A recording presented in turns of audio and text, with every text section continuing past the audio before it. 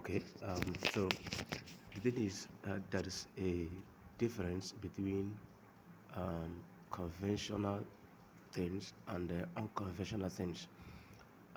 Most times, we are expected to act according to convention, according to laid down cultures and traditions, the way we found them. We call it maintaining the status quo. And somehow, I've come to understand that maintaining the status quo is like remaining in the mess. Somehow we do not know who made the mess, but we find ourselves in the mess, and we are expected to remain in that mess. That's what I call being in the status quo. But those who make things happen, those who change things, those who transform things, are those who refused to stay in the mess, who refused to follow the status quo laid down for them. There is this story in the Bible in First Samuel chapter 17. Read down. So there was a battle between the Philistines and Israel. Philistines stands for the unending enemies that will always come to once in a while to come trouble situation, trouble the system, or trouble the land. That's what Philistines represent. If you study the Bible properly, you realize that the battle between Israel and Philistine doesn't end. It always now it ends. The next time it comes up again. So it's like a recurring decimal. They have victory today, tomorrow it repeats. Victory today, tomorrow it repeats, just like that. Then there was this time the battle came up, and then somebody was leading the battle.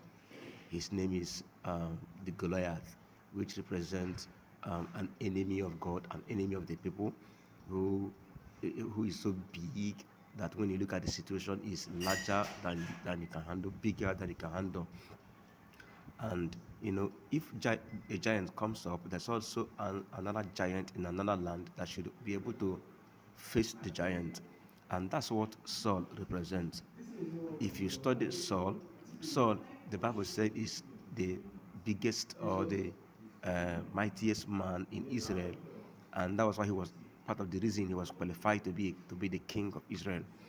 Then, but Saul couldn't stand the battle despite his experience. Remember, experience. His experience didn't help him. His knowledge of battle didn't help him. He ran away, he chickened out.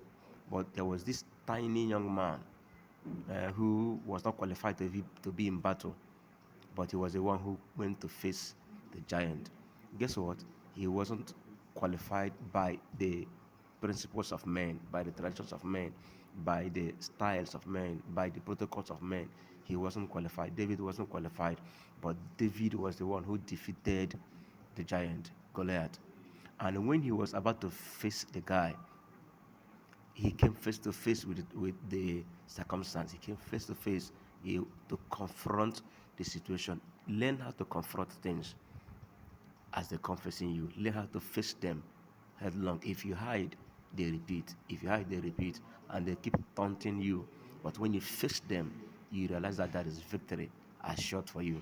So David came out now, but funny enough, he didn't come with what is known. He didn't come with conventional ideas.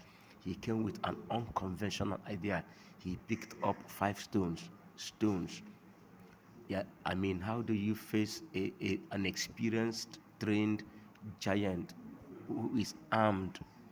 How do you face him with stones, ordinary stones? But that was what he did. And now, when he was facing the giant, the man who chickened out gave him armor to wear.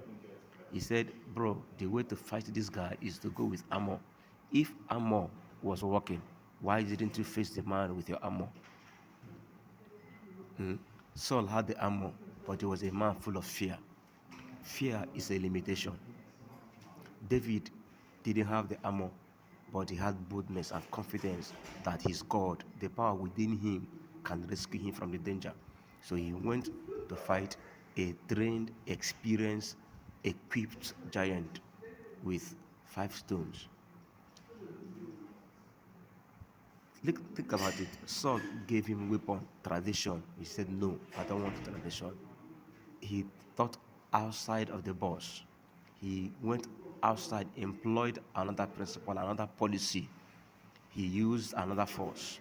That's the force from heaven, the strategy from heaven. So he applied a divine strategy and he overcame experience. He overcame culture.